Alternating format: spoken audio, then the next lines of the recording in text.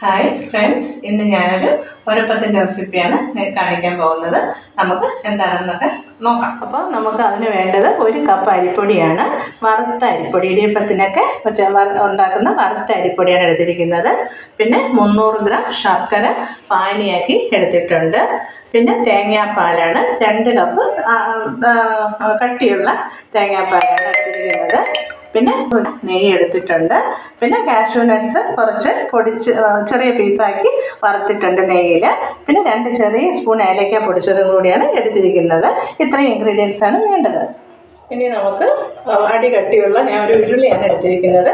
അതിലേക്ക് നമുക്ക് വറുത്ത അരിപ്പൊടി ഇട്ട് കൊടുക്കാം. പിന്നെ തേങ്ങാപ്പാൽ ഒഴിക്കാം.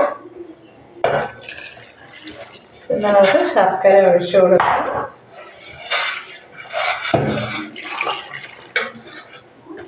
പിന്നെ ഏലക്ക ഇത്രയിട്ട് നമുക്ക് നല്ലപോലെ ഇളക്കിയിട്ട് അടുപ്പിൽ വെച്ച് നമുക്ക് കുറുക്കിയെടുക്കണം.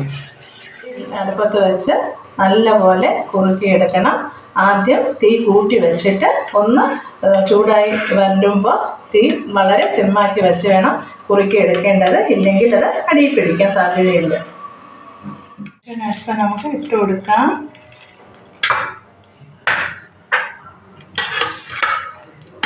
ഏകദേശം അത് കുറുകി വന്നിട്ടുണ്ട്. ഇനി നമുക്കിത് തീ ഓഫ് ചെയ്യാം. നോൺ സ്റ്റിക്കിൻ്റെ പാത്രത്തിലേക്ക് ഞാൻ മാറ്റിയിട്ടുണ്ട്. ഒരു 20-25 മിനിറ്റ് ഇരുന്ന് ചെറിയ തീയിലിരുന്ന് വേകണം. ഇടയ്ക്ക് നമ്മൾ സ്റ്റിക്കോ എന്തെങ്കിലും വെച്ചൊന്ന് കുത്തി നോക്കിയിട്ട് ആ പാകമാണെന്ന് അറിയുമ്പോഴത്തേക്ക് നമുക്കതിന് നല്ല ഒരപ്പം ഇവിടെ റെഡി ആയിട്ടുണ്ട്. നല്ല നെയ്യുടെ ഒക്കെ മണം വരുന്നുണ്ട്. അപ്പോൾ തണുത്തതിന് ശേഷം നമുക്ക് ഉപയോഗിക്കാവുന്നതാണ്. അപ്പോൾ എല്ലാവരും ഇതേപോലെ തന്നെ ഉണ്ടാക്കി നോക്കണം. സബ്സ്ക്രൈബ് ചെയ്യണം, ലൈക്ക് ചെയ്യണം, ഷെയർ ചെയ്യണം.